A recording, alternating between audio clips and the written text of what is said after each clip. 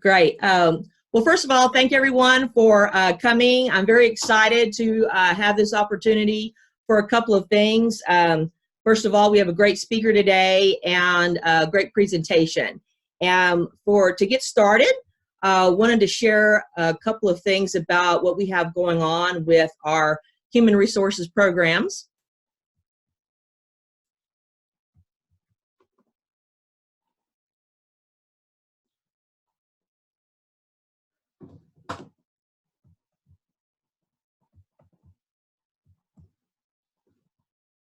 So trying to change the slide here.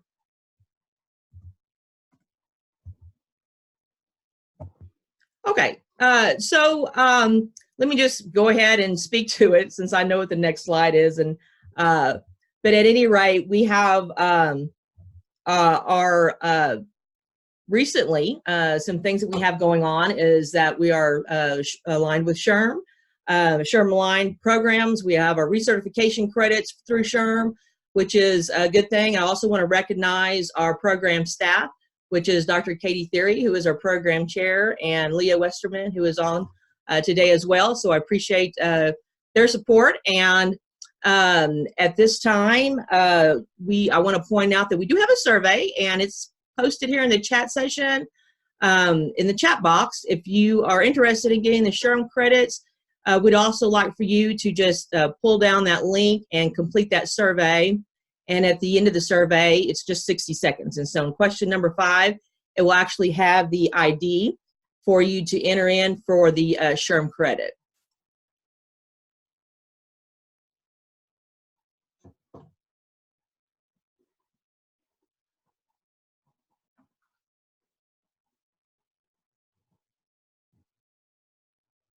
All right, so at this time, I will go ahead and turn it over to Dr. Diane Hamilton, who, let's see, she said she can't. Can y'all hear me? No one can hear me, is that right?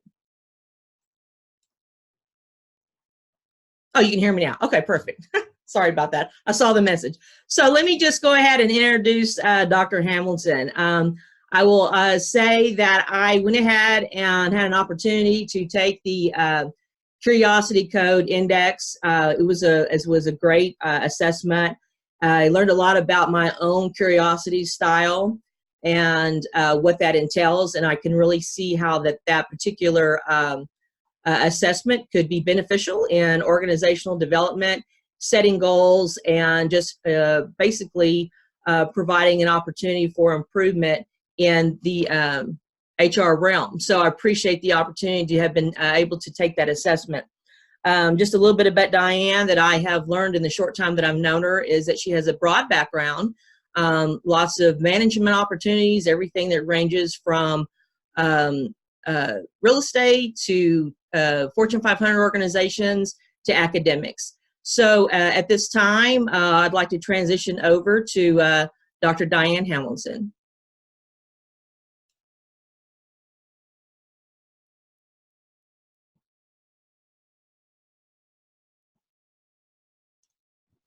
All right, can you hear me? Yes, I can. Thank you. Sure okay, I got to start my presentation. I just wanted to thank everybody for being here. Thank you, Melissa. Really enjoyed the opportunity to speak to everybody, and you and Dr. Katie Theory did such a great job doing this, and I'm honored to be the first one you chose to do this. So as Melissa had stated, I deal with curiosity. I deal with helping people become more innovative, engaged, and productive. And what I want to talk about is the importance of curiosity to helping you not remain in the status quo. And it might help if I tell a story. So what I would like to talk about is what investigators found when they were looking at conforming to status quo behaviors. They set up this experiment in an eye doctor's office. I thought it was really fascinating because a woman thought she was just going in for a simple eye exam, and everybody around her, who she thought were patients, were actually actors in on this experiment. And what happened is every once in a while, a bell would ring, kind of like that. And every time they heard the bell ring, everybody would stand up and sit down without any explanation. And this happened just 3 times before she decided she was going to get up and sit down along with everybody else, because she was conforming perfectly with the group. And even though she thought that all these patients, you know, these people were patients, they really weren't. And what they got an idea from doing this was how people conform to these rules without even understanding them. So they thought, well, what will happen if we take away everybody out of the office as if they're going back as patients to see what they'll do? And I mean, what she would do. And so what they did was they call everybody back one at a time, and eventually she was alone in the room. They rang the bell, and she still stood up and sat down. And so they call that social learning, and people do what they don't even know why they're doing it. Social rules just become their standard. They wanted to kind of find out if this would transfer, though, to new people who came in who weren't in on the experiment. So they started to add real patients into the room. And the first gentleman sat next to her. The bell rang. She stood up and sat down. And he looked at her and he said, "Why are you doing that?" And her explanation was, everybody else was doing it, so I thought I was supposed to. So we do that at work, right? Because conformity is comfortable. And you go along with these status quo ways of doing things, but all it does is creates habits, it stunts growth, and we don't become innovative. And we have to ask why. We have to know why we're doing things. Why is this important? What are we trying to achieve? And we're not doing that. And I think it's really important to study curiosity, because it helps us get out of that status quo thinking. Some of the most incredible things that have changed our world, if you look back at, I don't know, Model T and ahead to self-driving cars, you name it, that passion for innovation is based on having curiosity and exploration. So we want organizations to create these innovative ideas, but not only do we have to provide rewards, but we have to help employees and leaders get that desire to explore. So my job is to be curious. I ask questions and share knowledge for a living. So whether I do it, I have a radio show, or I do it through my research or teaching or speaking or whatever I do, I obtain information to share. And that requires me to first ask questions. And so I ask a lot of questions of the people I interview, and whether they're from Harvard or they're billionaires or CEOs or HR leaders or whatever they are, when I ask them what comes first, curiosity or creativity, curiosity or motivation, curiosity or whatever, they always say curiosity comes first. So my goal here today is to help you explore the value of that. And, you know, we all start off really super curious. And I want to give you kind of a real world example to explain the value of curiosity. Think about a goal that you might have. In this case, I'm going to say you're going to make a cake. You're going to bake a cake like these little ladies are doing here. In the real world, if you did that, you'd mix your ingredients, right? You'd have flour, eggs, or whatever it is. With me, cake mix, because I'm lazy. But you would put it all into a bowl, mix it up, and then put it into a pan and put it into the oven. So then what would happen? Well, not much, right? Because if you don't turn on the oven, there's no spark. And that's what's happening in the workplace. Everybody is looking at innovation and productivity, and a lot of these ingredients that they're mixing together things, hoping for a better outcome, but really they should start by turning on the oven or turning on the spark, which is curiosity. So when you start in the middle, no one gets cake, which is not good. So as we're talking about kids, I love this picture. This is a photograph from the San Francisco Museum of Art, Life magazine, 1963. These girls are at the museum, and they're supposed to be looking at the artwork on the wall, but what do? They look through the vent. I look at this and I want to know what's on the other side of the vent. I mean, think about it. We all are super curious when we're kids, right? And you got to think, well, what stopped you from looking through that vent? I mean, did your parents actually pull you off the ground and say, stop that, you're getting dirty, don't do that? Well, you know, kids are naturally curious. They're asking all these questions when they're young. And then yet we know that their curiosity declines dramatically. Look at what happens around age of 5. And this is not just curiosity, it's creativity. It's all the things that we're trying to develop to make an innovative workplace. So, you know, it's really interesting. If you've ever watched Sir Ken Robinson's incredible TED Talk, I highly recommend it. A lot of people know that one. But he talks about what is killing creativity and curiosity. And he talks about the educational system sometimes educates people out of their capacities because it was set up based on 19th century industrial job requirements and all of these kinds of reasonings that we focused on math and science. But then we let the creativity and the curiosity fall by the wayside. Another talk by Professor George Land also talks about his work at NASA, where he tested kids and looked at the same stuff. And what he found was at age 5, we've got 98% of children are creative geniuses, but by the time they're 31, it's down to 2%. So we need to fix this because there's obstacles here. And George Land thinks that what the problem is that we have two types of thinking. We have divergent and convergent thinking. So he thinks of divergent thinking as kind of putting on the gas in the car. That's your imagination, you're creating possibilities, you're all this kind of thing. And then the convergent thinking is the brake pedal. It's the testing and criticizing and looking at things harshly. And though we need to put on the gas and the brake at times, doing them at the same time is what the problem is sometimes. We overly criticize too quickly. So when in your car, if you put both the gas and the brake on at the same time, you don't go very far. So I think it's really important to look at what we know. And there's some statistics here that I think you might find interesting. It's just that, we know that large companies are more curious than small ones. We know millennials are a little more curious than Gen Zs or boomers. And we know that US is more curious than China, but not as much as Germany. And we know that we're working long hours, but we're not the highest in productivity, which is a problem. So I want to talk about why this is important. And I think that when you're talking to leaders, they want to know the costs, right? And that's going to be a big deal when you're in HR to promote why you're trying to do this. So I want to give you some numbers. And it depends on which site you look, because it's in the tens of billions on up, depending on which study you use. So don't get too tied into the numbers as much as knowing it's in the tens of billions and up that we're losing on emotional intelligence. And there's two really important parts to emotional intelligence, interpersonal skills and empathy, that I'd like to focus on.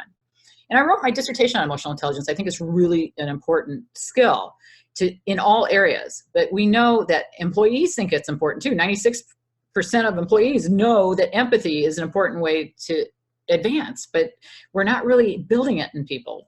And a huge challenge for HR is to overcome and break through the lack of emotional intelligence at the top, because CEOs don't love it when I present that data, but they have some of the lowest levels because they spend less time in meaningful interactions, and sometimes they get out of touch. But we know that the higher their level, the better the situation. So, but the real key is that we understand the development of empathy, because that is a huge part of emotional intelligence. Think of it, we had the golden rule where you treat others as you'd want to be treated, but now we have the platinum rule where you should treat others as they would want to be treated. And we can think Tony Alessandra wrote the book on that, and that's a really important thing, but it focuses on empathy. And I want to talk about empathy because some companies really do a nice job at building it. And I worked for a company once that gave us a personality test called management by strengths, which was a color test, so that you would put you in a category. You would either be a red, a blue, a green, or yellow type of thing. So think about this as I'm telling you this story, the description of each. If you're a red, it's more like a direct. If you've taken the DISC, you want people to get right to the point, or you get kind of annoyed. You don't want a lot of fluff, and that would be the red. The green is more of an extrovert. They get their feelings hurt if the red cut them off. They're real chatty. The blue is kind of slow moving, doesn't like to be rushed. And then the yellow is more the type of person that likes statistics and data and that type of thing. So as you think about that, you probably are one of those things. And you need to know how other people think, because it's really kind of easy to know your own preferences, but knowing other people's preferences is what it takes to avoid conflict.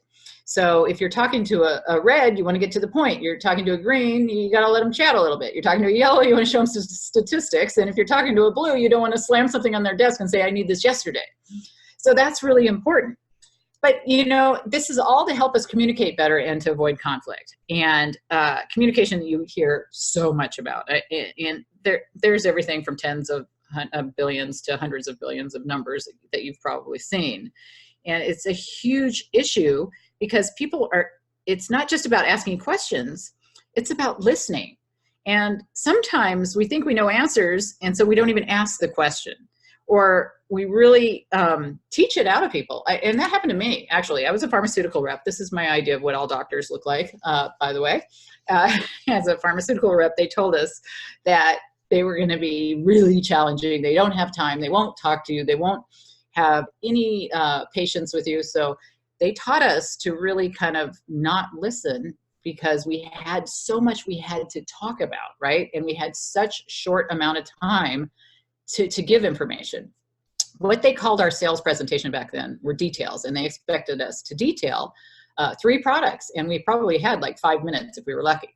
So I remember calling on this one doctor who kind of, was somebody I didn't know yet, and I sat in the waiting room for a while, and they finally called me back, and I'd psyched myself out so bad by the time I got into this office, because I knew I had no time, and this guy, I better get to the point, and all these things in my head.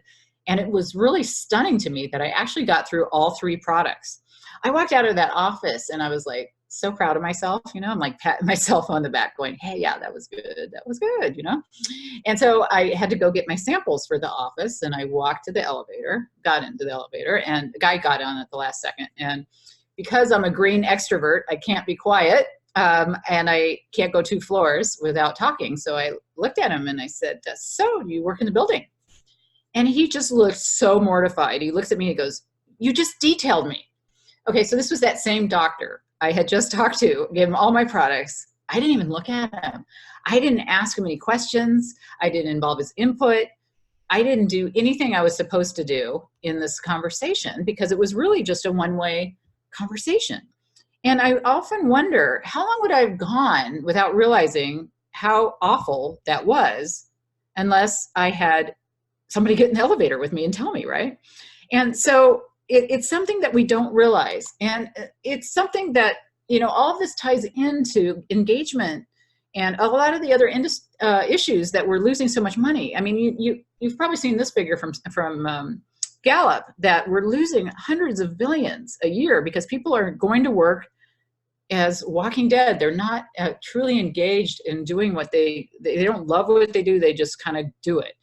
And there's some jobs that don't sound great. And one of them is working in a laundry, right? And this is an interesting story, because you think of Disney and Disneyland, it seems all glamorous, but somebody actually has to work in the laundry.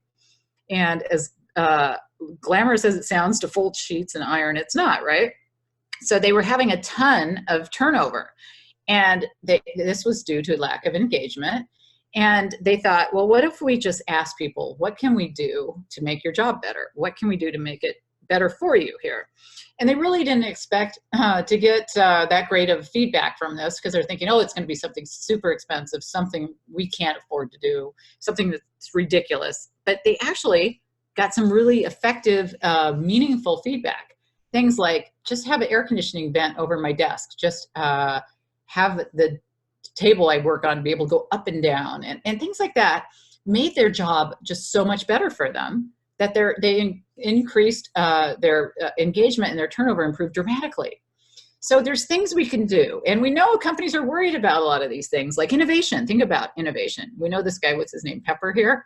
Pepper's going to take over a lot of these jobs. We know that a lot of the jobs, half the jobs that exist today won't even be here in 20 years. We know that. We know that the Fortune 500 firms that existed in 1995, I think the majority are gone now. So we don't want to be Kodak. We don't want to be Blockbuster. And both Kodak and Blockbuster could have been very successful, but they looked at the proposals that were offered to them with the old model, the status quo of doing things. And if we want to be innovative, it has to come from, people in the field, people on the ground, people behind the scenes, and people, it can't be just from up above. We all have to be involved in this. And so it's really important with the advent of new technology that if we have all these disengaged people, wouldn't it be great to move them somewhere where they would love what they do, where they fit better, where they felt more engaged? But if we're not asking questions or not allowing them to explore or ask questions, we're not going to do that. But there's been some examples of companies that did ask questions, and they did it in kind of unusual ways. And I talk about this, or wrote about this, I should say, in my book, that there's a hospital in England, England's Great Ormond Street Hospital, that you might wonder what it has in common with a race car. And what it was they were having high levels of problems and casualties when they were taking patients from the operating room to recovery. It just weren't efficient, and it was a huge issue. And they tried everything that had worked in the past. They tried all their different tactics that they thought could work, and they couldn't do it. So the leaders were watching this NASCAR event, Formula One race car event, excuse me, and they were watching this Ferrari team, I believe it was, take apart the car, put it back together, 7 seconds, no problem. They were super efficient. And they thought, well, how can they do that? And we can't even do this. So they decided they would ask that pit crew to come and show them, look at what we're doing. What can we do differently? And they offered a 3-step process, and they actually gave them a way to be more efficient. So there's ways. We don't have to just think inside our cubicle or inside our silo or even inside our company or industry. We can go outside, and that's huge. And obviously my slide has a little carryover S there, sorry about that. But what we know is based on what research there is in the past. And when I started to research curiosity, I looked at the work of Daniel Pink, who wrote Drive. I recommend watching his TED Talk and reading that book if you haven't. But Drive is all about motivation, and all that stems from curiosity. So I kept thinking, I need to go back further, right? And then I looked at Simon Sinek's work on finding your why. And again, that goes back to your purpose, your inner meaning, and all that is intrinsic. And again, that comes back to curiosity. And even if you look at Carol Dweck's work, she wrote Mindset. And that's a great book too, if you haven't read that. We either have a fixed or a growth mindset. And if you have a fixed mindset, you avoid challenges because you see effort as fruitless. But if you have that growth mindset, it's worthwhile and you can strive for improvement. And she had some great information, but there really wasn't that assessment out there that I found that determines what keeps people from being curious. Because we know that there's the curiosity gene. They've coined it at the Max Planck Institute. It creates this dopamine response in our brain. But we know that there's like the big 5 factors of personality, and there's other assessments out there, but they don't measure what holds you back. They just tell you how curious you are. And that wasn't enough. I wanted to find out what's holding you back. So that leads me to why my research is different. And I think a lot of HR professionals are tired of getting emotional intelligence tests and DISC assessments. And all those things are great. But I think you want something to be more relevant, something that's now, that ties into what they need in today's workplace. And, there's a lot of other things back out there as far as assessments, but there's nothing that's going to talk about what's holding them back. And after years and research and thousands of surveys, this is what I found out, that there's 4 things that hold people back. And the acronym is FATE, and it stands for fear, assumptions, technology, and environment. And I just want to touch on each of those. Fear is the one that I expected to hear a lot of. I'm not surprised by that because, it's huge. You start studying curiosity. With me, I put a LinkedIn thread out and asked people what held them back, and far above anything else, what people sent back was they don't want to look dumb.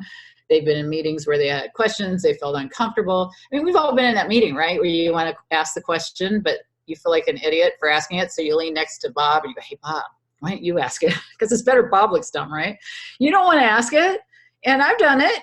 Fear paralyzes us, right? And it causes us to be in the state of inaction. And the problem is we have leaders like this guy.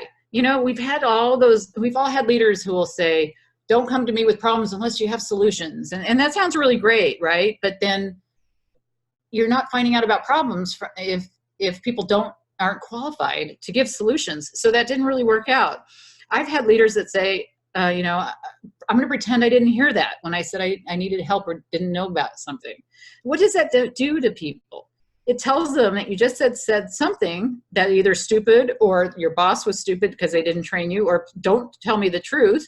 And it shuts people down. It makes people not be honest. And these guys, they're not bad guys. This is what they've had taught to them. And they don't realize that this shuts people down, and it does it really fast. And as all the bad examples, I'd like to give a good example for each thing, just because I've interviewed some amazing people. And Halisi Nagambe was one on my show, and I like to share her story because some people overcome fear naturally. And Halisi grew up in Africa, and she shared her story of how she had to go to school. She had to cross this big raging river while carrying all of her supplies for the week, her food, her clothes, her mat, everything she needed on her head to get to the other side to get to her school. And if it rained, the water became really forceful. And sometimes when she tried to cross, some of her friends actually drowned while doing this. And she continued to strive to get that education. She didn't let fear hold her back. She was, totally curious about what could be next. And I love that, because I think that, a lot of us avoid experiences, but Steve Jobs said, you don't get experiences because you're not asking. And we need to ask, we must explore, and we have to be able to fail. And as HR, you're in the middle of helping people get over these fears, right? And you can bridge that communication gap by facilitating conversations that people are afraid to have. And that's tough, because to help people overcome fear, you've got to create this dialogue. And if leaders are shutting that down, you've got to recognize that. So the second factor that I found in my training, my assessments that when I studied this, was assumptions. And assumptions is that voice in your head. And when I think of the voice in your head, I think of Dr. Katz. This was a cartoon that's on Nickelodeon now. I think my kids used to watch it. And he's a psychiatrist. He has these comedians come on every episode. I remember one comedian was saying, he didn't mind the voice in his head so much. He just wished it didn't have stutter. So that's what I think of when I think of the voice in our head. But when I'm on stage, what I do is I hold up a bottle of water, or I pour some water into a glass, and I hold it up to the group and I say, how much does this weigh? And to demonstrate assumptions. And they look at this and they expect it to be maybe a half full, half empty scenario. And they yell out, 12 ounces, 16 ounces, or whatever they yell out. And I say, I'll tell them it doesn't matter. What matters is how long I hold it. So if I hold it for a minute, my arm's fine, right? But if I hold that glass for an hour, I might start to feel a dull ache. And if I hold it all day, my arm might feel paralyzed. And that's kind of the weight we feel with our things that go in our mind, right? If it's fleeting, no big deal. We hold on to it a little longer, it shuts us down more. And we hold on to it for a long time, we become paralyzed. And that's what we need to put the water down, and we need to recognize these voices and quiet them. And some people are able to do that. One person, the next slide. The one person who did that really well is Eric Waymayer. And you may have seen him on Oprah. He was on my show. He's the guy who went blind and then later climbed all the summits in the world. And eventually he river rafted the Grand Canyon and the Colorado River. Now, if anybody should have had a voice in their head tell them not to do something, that probably was it. I don't know if I'd want to river raft completely blind. But this guy does not let that voice hold him back. And I think that that's a huge lesson. So I want to touch on the third factor, which was technology. And I kind of like the slide just because it shows old and new, and it's just kind of a combination of things, because technology is constantly changing. And I know we think about older people sometimes when we think of who can't handle technology. And this is not my mom, but my mom has a unique perception of technology. I always think of that age group because they're afraid they're going to break everything, right? Anybody here who's got a parent and you've given them technology, you become tech support. And that's tough because, they don't want to try things because it's not from their time. And we see some of that in the workplace. I remember in pharmaceuticals, when they introduced computers, everybody freaked out. But now we have people either use it too much or not enough. And it's really easy to overutilize technology. And if people are stressed out by it, it can be a problem. I know with my mom, I would made the mistake of giving her every single type of technology there is. And I'll tell you, if you want a lesson in patience, give your parents Apple TV remote and have them put in their email address. That'll do it. But there's some people who have a pretty nice background with technology. And I think Steve Wozniak's one of them. And I was fortunate to meet Steve, and he wrote a book called I Was, which I highly recommend. He gives a great introduction to his childhood. His father, I think, was literally a rocket scientist, and he would come home with all these gadgets, and he explained to him how the physics behind how he created things, and he would help young Steve create these projects and explain to them with kid-friendly diagrams and stories of inventors like Thomas Edison and all that. And so sometimes our environment can be really great because we know that there's an explanation behind things, or they've helped guide us in a positive way. But sometimes not so much. And that's why environment is the fourth factor, because we don't always have Wozniak's story, right? We might have family who says you have to go in the military, or you have to be a doctor, or you have to, whatever they've told you you should do. And that could hold us back. And then, it's not just our family, it's teachers have to teach to the test. Or think of that chart we showed before at the 5-year age. When you get into the education system, there's so many factors. And there's social media, right? We all want to be liked. What do you do if you post something you don't get likes? Well, you take it down, right? Because you don't look dumb. You posted this, why isn't, that's what people are doing.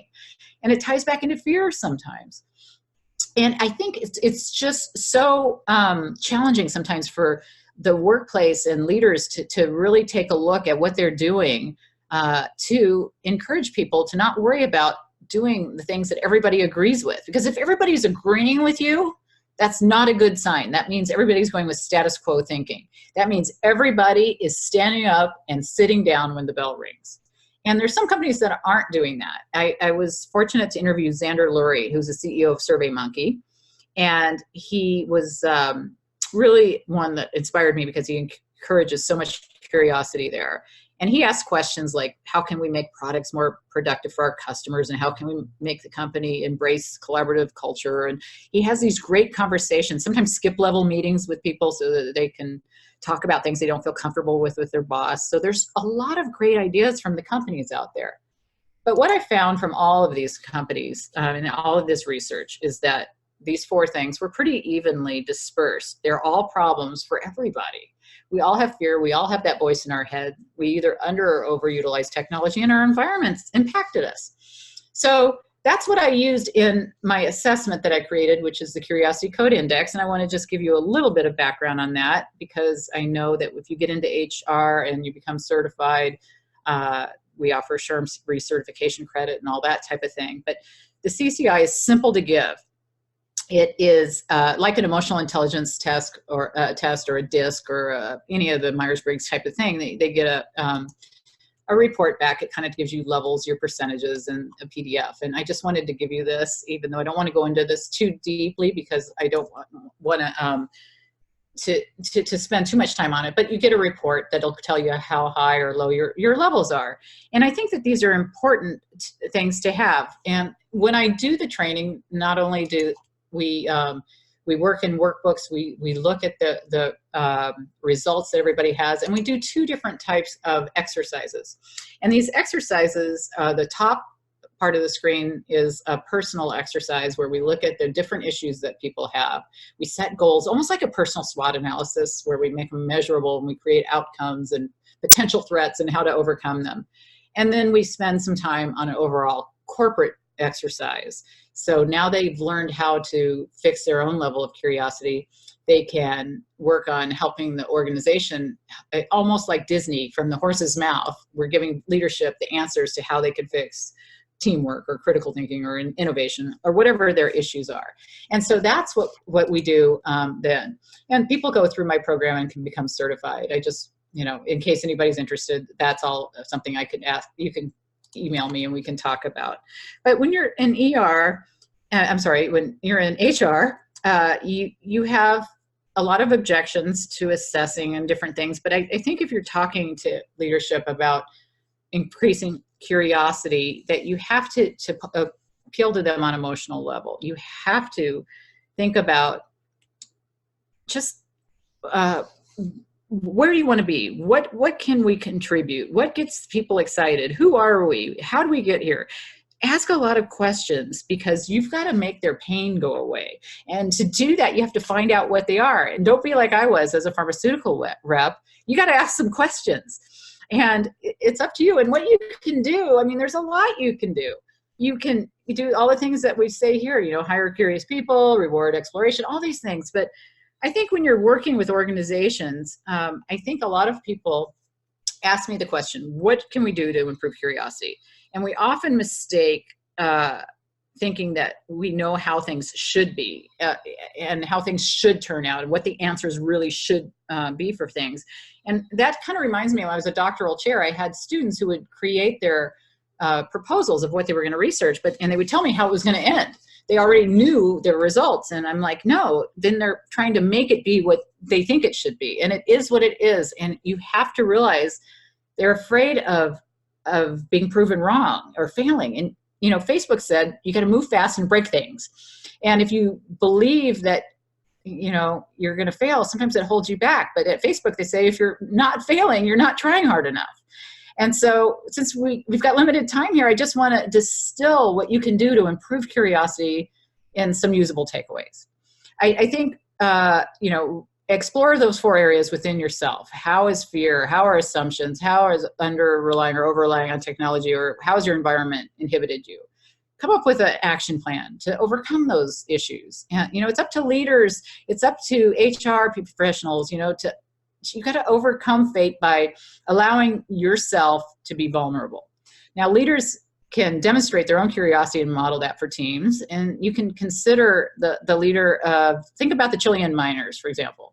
That was a huge disaster. They're buried under all this rock. But if you ever watch Amy Edmondson's TED Talk, you'll learn that they use curiosity, collaboration to work together, right? And so we need to develop these skills to think outside the box, because sometimes we're going to run into things that no one's ever done like that, and we're trying to accomplish them.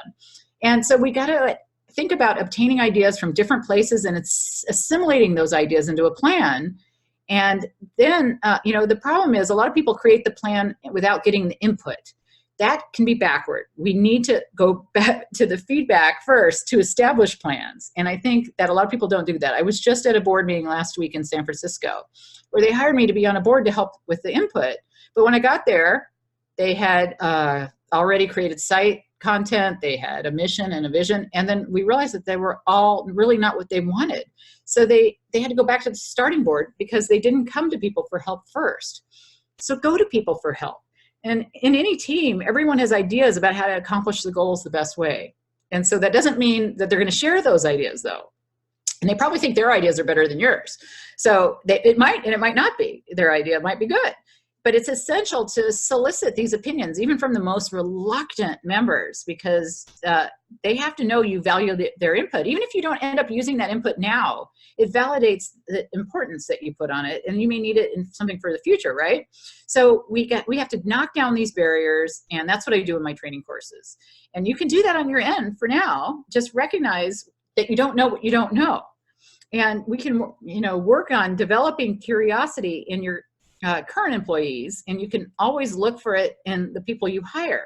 So like the next time you interview someone, ask them to close their eyes, describe the things they saw when they came into the interview. You know, how observant were they? And part of knowing if they have a good sense of curiosity is their ability to recognize patterns and notice things. And so for current employees, you can still instill a desire to explore through, you know, developing a desire to read. Amazon had the You Are What You Read program. And that's where executives created a team where they had this executive reading list, and they picked a book and discussed it as a team. And they talked about operational execution, actualization, and they just debated what to do for their own sake relative to the ideas that were in the books they read. I'm sorry. And then when creating the proposals, they created narrative proposals instead of PowerPoints, because PowerPoints can be limiting in how much you communicate.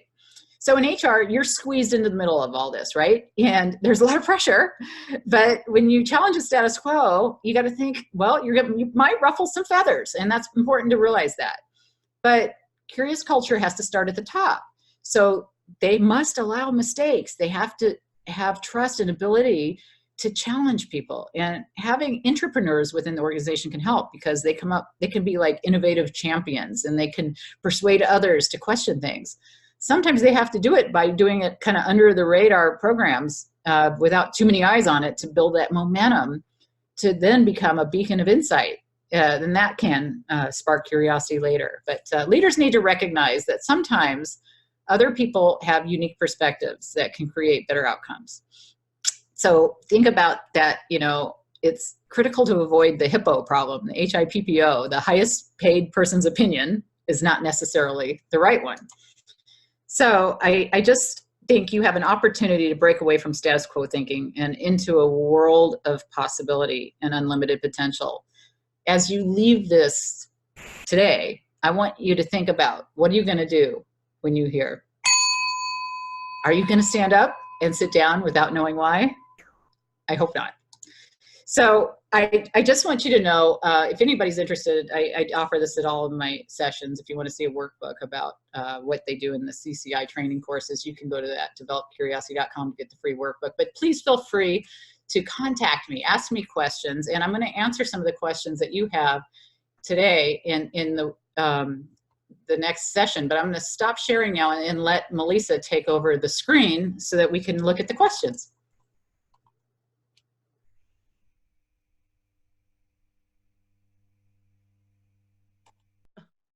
Sounds good. Thank you, Diane. I was going to try to unmute myself. So anyway, what questions do you have for Diane, Dr. Hamilton? I guess I'll start off by saying, or asking a question. And my question would be, when you see cultures, Dr. Hamilton, that, you know, corporate cultures that have this fear, and it inhibits people from, you know, really sharing, what is your first step, or what is your first recommendation for that type of culture? Well, you know, I like to sometimes share stories of what I've learned from people I've talked to. I had a guy on my show who ran into a lot of leaders who thought everything was great, and he would ask them, do you run your company the way you did 20 years ago? And they, of course not, no. And he go, well, do you lead people the way you always have led them? And they think about it, and they do. They changed their business, but they didn't change how they led. And he would actually go into companies with a camera on his lapel. They would hire him to talk to people because he was a millennial, and he found millennials spoke to other millennials, and he would ask them, is this a good place to work? What do you recommend about it? What do you not like? And they would tell him all kinds of things that the leader had no idea what it was. So I think the conversations we need to have is, you know, we've all had leaders who have no idea, right? They're a little clueless. And so we have to realize, I think the people who hire consultants really know that they need to fix things, but people who are just going to HR without going to outside consultants often don't see it. So it's sometimes the HR professional who has to be the one who brings up some of these ideas. Sometimes it's, you know, through educational blogs. Sometimes it's through in-service meetings. I think, you know, that's what my assessment was about, was opening a dialogue that hadn't been opened before. Because once people get their results, and, you know, they start to think about things a little bit differently, because they thought, oh, I always thought I was curious, but maybe I you know, could work on this a little, the voice in my head, or maybe my environment didn't impact my decisions a little bit.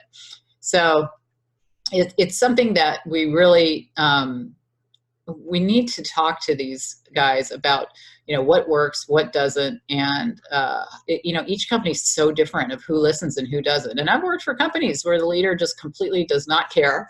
And leadership, I mean, the culture comes from the top, and it clearly rolls down. And if you work for a company, and this comes up a lot when I interview people, I ask them, I go, what do you do when the CEO doesn't buy in? And almost, I don't know if I've ever had anybody disagree with, they say, you know, if you value that a certain kind of culture and the CEO doesn't buy in, it might be time to switch companies. Oh, interesting. Okay. I saw William's message. It says, in your research, did gender differences surface in the code results? If so, how can leaders use those results to be more effective? William always has the best questions, and thank you, William. You know, it's too early to really, I mean, I have thousands of responses, and it's not that different yet on the genders, but I would like to have a few more years of results to really generalize those results. So, right now, the research shows women sometimes are more curious, but it's not, I don't want to really put that out as the final, what we're going to see. But I think what they can use results to be more effective is, you know, knowing that fear is a huge thing. And if they're saying a lot of these negative things in meetings, that they have to model what they want to see from people. And leaders often have that imposter syndrome fear, right? They're going to figure out people are going to know that they don't know what they claim to know, and they're going to look stupid. They think that like anybody else.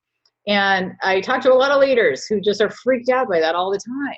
So if they can model it and show that they're vulnerable, that it's okay to not know the answers to everything, that it's okay to just surround yourself with people who maybe know more than you do, and go to them. I mean, there's so many mentorship opportunities. There's so many things that we can do within organizations that we don't do because people want to do the pufferfish thing and blow themselves up to make them look like they're bigger and better than they are.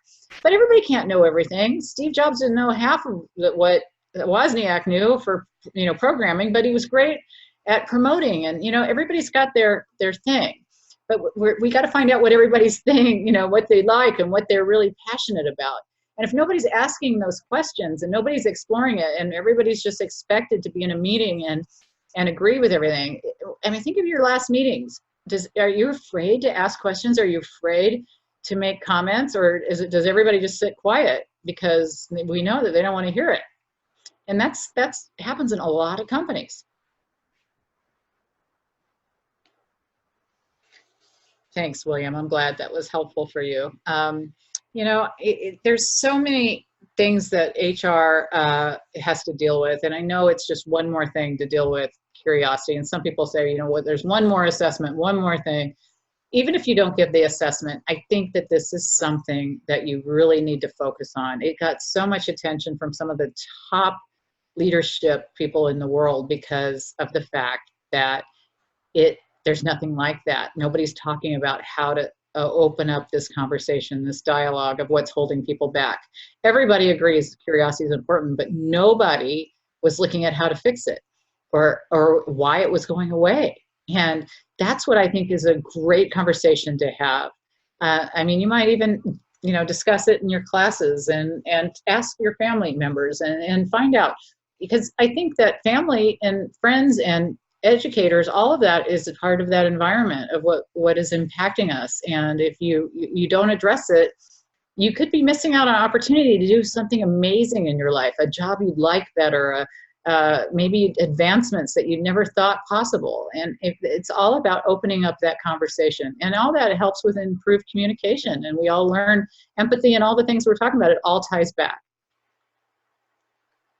Diane, this is Dr. Rogers, and I just want to comment to William Woods when gender differences. And one of the things I kind of associated the assessment with was generational differences. And being from the baby boomer generation, I felt like that curiosity in some ways was somewhat limited to an extent, but on the other hand, you also see quite a few, people breaking out of that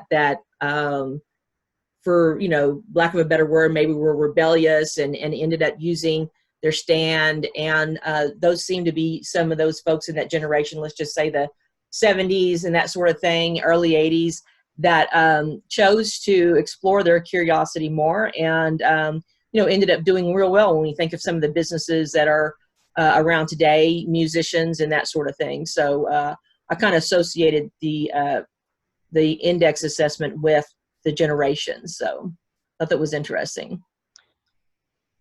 It's going to be interesting to see the input we get now that this is going to be made available in your MHRM, I believe, is where you're putting it. Right. Forbes School of Business. Yes. And Technology, got to add on.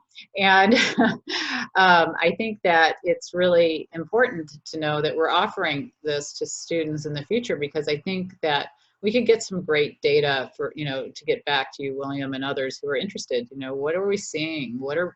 What's the value that this is bringing to each type of demographic? And I think that everybody could improve their curiosity. And I think that this is going to be really fun working with Forbes just to see how we can build some great HR leaders. Absolutely. And, as Dr. Hamilton mentioned, we are going to utilize this in the master's program, and so more to come on that.